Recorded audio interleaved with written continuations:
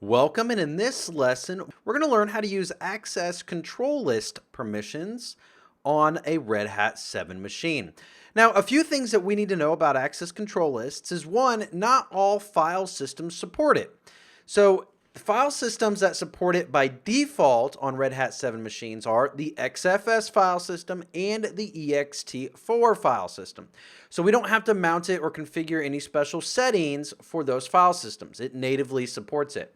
So in fact, I'm logged into a linuxacademy.com Red Hat 7 lab server. I'm going to go ahead and navigate into the temp directory where we are going to be working throughout this lesson. I'm going to go ahead and add a user. I'm going to call this user Starbuck. Since I've added the Starbuck user, I want to make sure that I can log in as the Starbuck user. So I'm going to go ahead and set the password for the user. Now, I'm also going to open up a new tab within my terminal to connect to my linuxacademy.com lab server. That way I'll have a user logged in as the root user and then a user logged in as the Starbuck user. So we'll go ahead and connect to Starbuck we'll enter in the IP address and we'll log in here. So I'm also going to navigate into the temp directory. We're going to demonstrate permissions. So first, let's go ahead and create a few files. We're going to set this up. We're going to do a make dir, dir1 and dir2. We're going to use the squirrely brackets to create two at the same time. Then we're going to touch file1, file2. Now, if we take a look at permissions on these, we can really understand what the problem access control lists are trying to solve. So the problem is this. Not all users will fit within the confined permissions of the user owner of the file or the group owner of a file. What if a user doesn't need to belong to a group, but they need access to a file or folder, but they don't need ownership and they don't need to belong to a group that owns it? So access control lists are built for more granular level permissions. So I can control the group level ownership, but let's say that Starbuck, who's not a member of the group that owns the file or the group that owns the directory, but needs access. Well, how do we grant Starbuck access to that? Because they only need access to that, but not necessarily everything else that the group has ownership to. So we would use an access control list. So first, you know if a file or directory has an access control list associated with it because there will be a plus ending our permissions section here.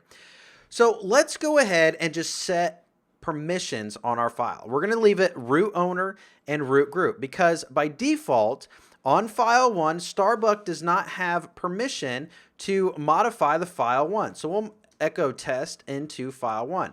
Well, permissions denied because the root owns it and the root group owns it, so permissions are not there. So we're going to say, well, I don't want to assign Starbuck to the root group or create another group for Starbucks specifically. Or we could say that the finance group owns this file, but Starbuck doesn't need to be part of the finance group or have permissions to all of the other directories that the finance group owns.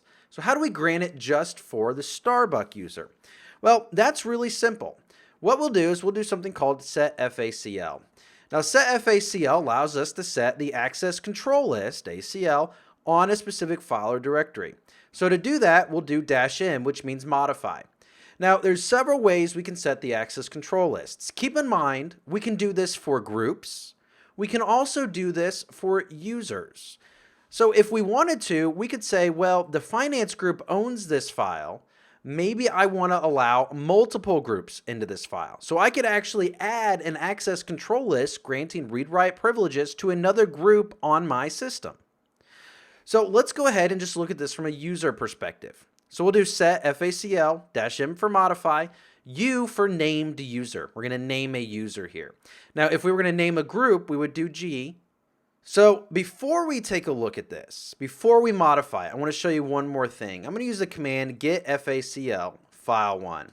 We don't have any extended access control lists on here, which is why we don't have any pluses. There's no assigned access control lists.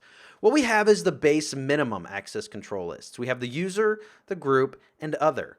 And if you notice, the user and group and other match the octal notation permissions on our file 1. And in fact, if we were to change that to change mod 444 on file 1, and then we did a getFACL on file 1, it would match those permissions. These are called our base or minimum ACL entries. So when we modify or add special permissions for a specific user, what we're doing is we're adding extended permissions. So I'm going to say set FACL, I'm going to modify it, and I'm going to add a named user, which means there's a user on my system. I can use the user ID, or I can use the user's username. So I'll use Starbuck. Now, what you do need to understand is even though we're putting in the username, this still maps back to the user ID when the access control list is created.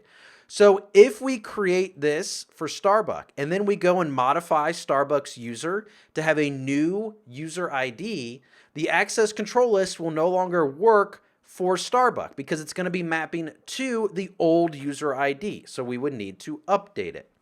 So we're creating the Starbuck entry here. It's called a named user. And for Starbuck, we're going to say I want Starbuck to have read-write privileges on file 1. Now we can check those privileges by doing get FACL on file 1. So if you notice, we now have an entry for user Starbuck and has read-write privileges and no execute privileges.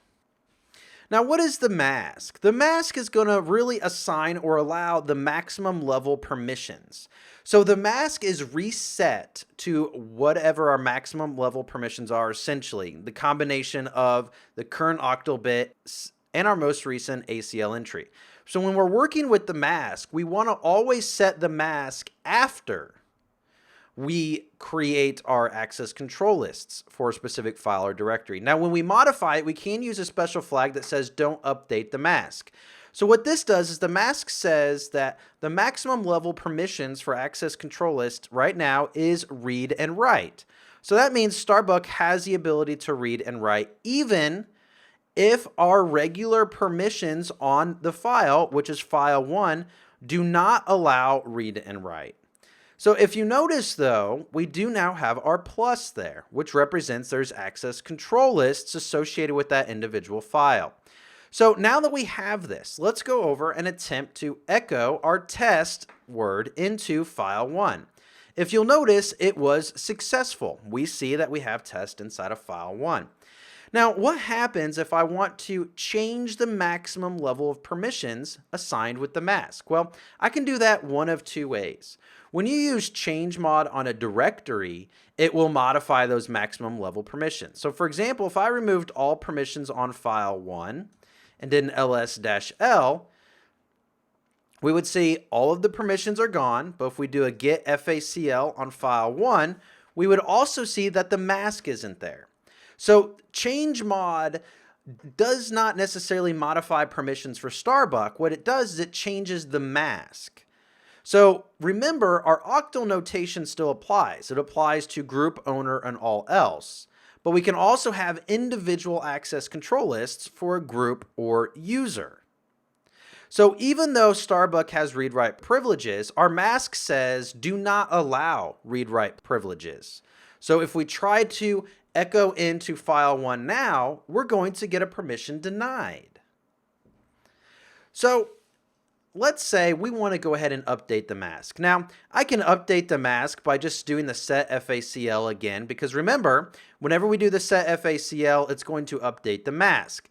But I can also do specifically to update the mask by designating M and then putting in the special permissions that we want. So we could say mask, and let's go ahead and clear our screen and start from the top here. So we can do set FACL-M for modify. We're going to modify the mask, and we're going to set the minimum to read privileges on file 1. So if we do a get FACL on file 1, we'll see that Starbuck can read the file, but cannot write to the file. So if that is correct, we can read the file, but can we write to the file? Permission denied. So let's go ahead and remove the read privileges. To do that, I can just replace the R with a dash, which means mask all privileges. So if we look at get FACL on file 1, we'll see that the maximum permissions are none. So we can't echo into file 1 and we can't VIM file 1 because permission, as we see down here, is denied.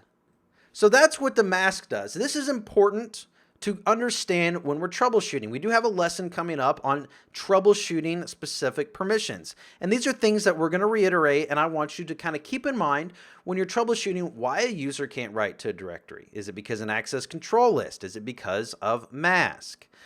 So keep in mind we can do this with groups as well, which will apply to the users who are members of that group. So if we wanted to add a group, say group add finance, and then we wanted to add an access control list. We're going to modify the access control list. That's what our flag M does there. We're going to do it for the group finance. And again, this maps back to the group ID. So if the group ID were to be changed, we would need to update the access control list. We could also just put in the group ID here instead of the group name. We're going to say anybody that's a member of the finance group can read and write file 1. So if we do a get FACL on file 1 now, we can view these privileges. And you'll notice that it updated our mask. So again, our max is a maximum level of permissions that are allowed by the access control list. And change mod will update the mask.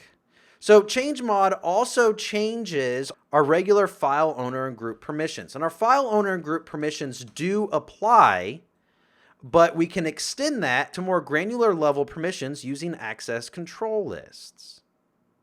So now that we've learned how to set access control lists, let's talk about access control lists, defaults on directories, removing access control lists, copying access control lists from one file to another, and let's go ahead and get started. So I'm going to go ahead and clear my screen and start over. So there's something called a default ACL. A default ACL can be set on a directory. The default ACL isn't what's going to be the ACL for a directory that's created.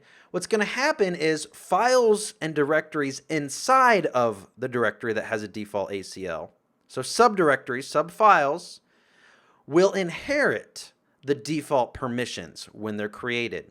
So for example, under 1, we don't have any ACLs currently created.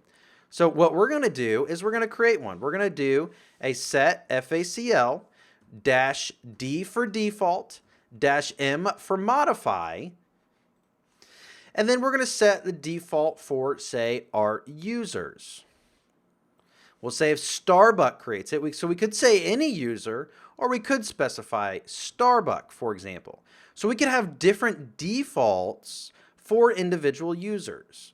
So we could say for the user Starbuck, whenever they create it, let them have read, write, execute privileges. Let them have read, write privileges inside of the directory 1. So if we do a get FACL on the directory, we have to specify the directory. We're going to see that there's default. So we set the defaults. So here we have default for any user. Any user is going to have read, write, execute. Starbuck is going to have just read, write. The group will have read and execute. And our default mask allows all permissions. And other users in the system will have read and execute. So let's go take a look at this. Inside of Starbuck, if we clear our screen here, we'll go inside of dir1, and we're going to touch file 1. Well, our permission is denied. Why is permission denied? The default doesn't apply to the directory.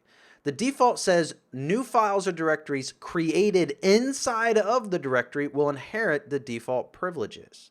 We have not set privileges for Starbuck on the directory 1. Starbuck is not the group owner. Starbuck is not the user owner, which means Starbuck would apply to all other. There's no read or write privileges, only execute privileges on the directory. If we do a get FACL on directory 1, there's no entry for Starbuck, regular entry. There's only a default. So in order to do this, we would need to set FACL. We're going to modify. We're going to add the user Starbuck. And we're going to give Starbuck write privileges and read privileges inside of directory 1. So now if we take a look at our get FACL on dir1, Starbuck's going to have 2 entries. This entry applies on the directory. This entry, the default entry, applies on new files and directories created within the directory. But we also want to make it so Starbuck can navigate into the directory, right? So with directories, you need execute privileges in order to change into the directory and list the contents. So we'll also have to go back up and modify it. So there's execute privileges. I'll clear my screen, and if we head over to Starbuck and we do touch file 1 within dir1, you'll see that we can actually create the file. Now, what permissions do you think file 1 was created with?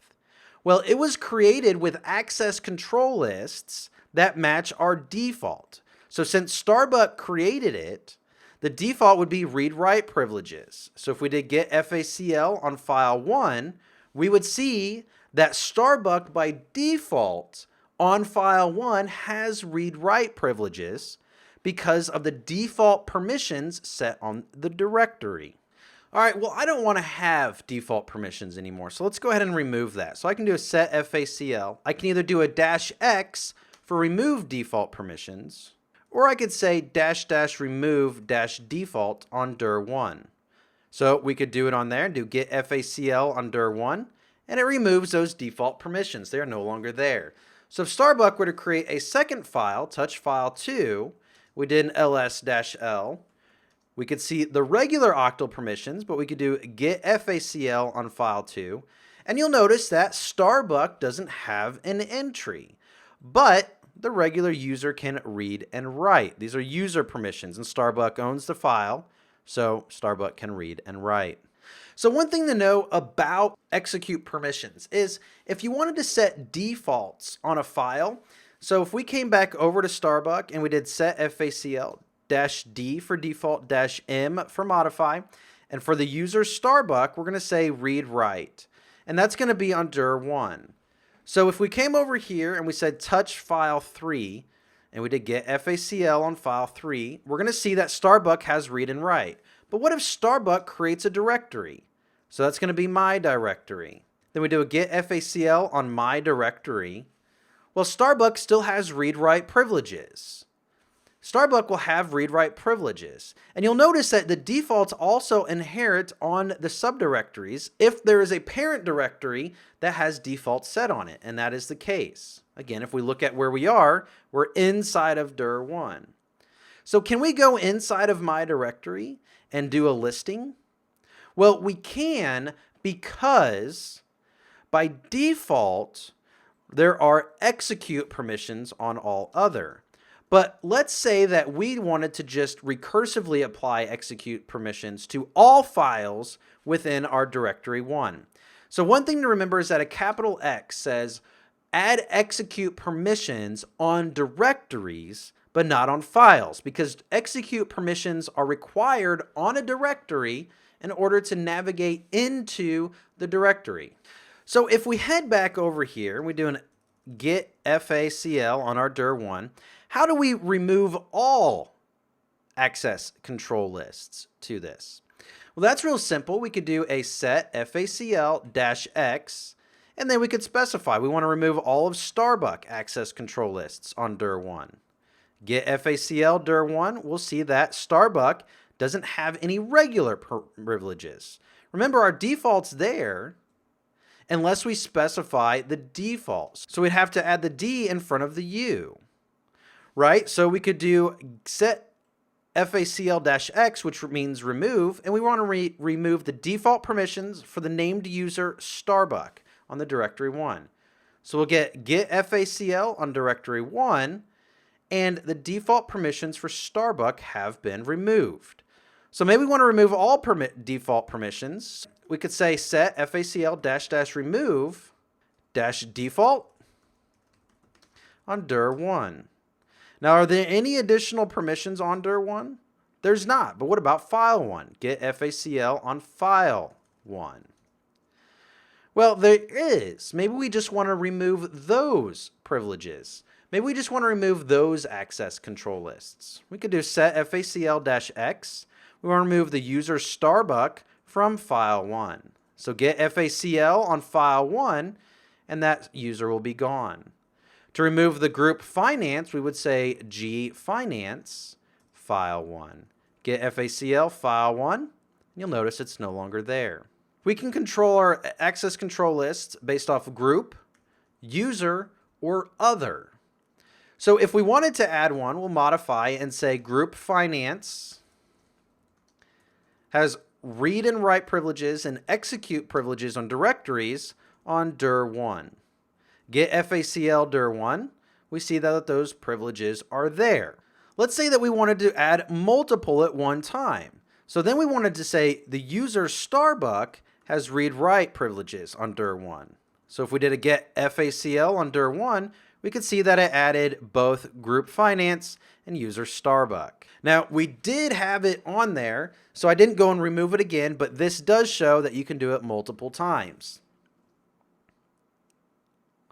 We can also recursively set an access control list for all files inside of a directory by using the -R command. So if we were to go inside of our directory over here, and we want Starbuck to be able to navigate into it, so we'll say execute. We'll head over here and do an ls, and Starbuck can ls in the directory. Get FACL file 1. We'll see that those permissions were set recursively. Now, real quick, since we have our base level access control lists, which match that of our octal notation, what happens? Let's see which file we don't have access control lists on. So file 2. What happens if we do a set FACL? We're going to modify, and we're going to set other permissions equal to read write and execute on file 2. If you do a get FACL on file 2, you'll see that all other has read write and execute. But if we look at regular permissions, it'll show no plus, which represents extended access control lists, and it modifies our octal notation here. So we can set our regular group and user level permissions using the access control list as well by just not specifying a user or group within this area here. Now, of course, this is the other, so we wouldn't put in a user or group. But for example, we could specify it just like this. Instead of putting in the finance group, which would set the access control list just for the finance group, we could set the FACL on the group, do an ls-l. You'll notice it has read, write, execute permissions. And then, of course, it's going to show our base level permissions here. Now, we do have permissions on this file 1. Let's say I want to copy the access control lists from file 1 to file 2. How would I do that? Well, I could do the get FACL command. We're going to copy it from file 1. We're going to take this standard output, because again, it outputs the FACL on our screen, and we're going to input it or pipe it into the set FACL command. Then we're going to say it's coming from a file, but instead of the file name, we're going to put in a dash. That dash means it's really coming from standard input, because we're taking this standard output and we're sending it to our set FACL command as standard input. And we're going to apply that to file 2. So if we do a get FACL on file 2, it should match that of file 1.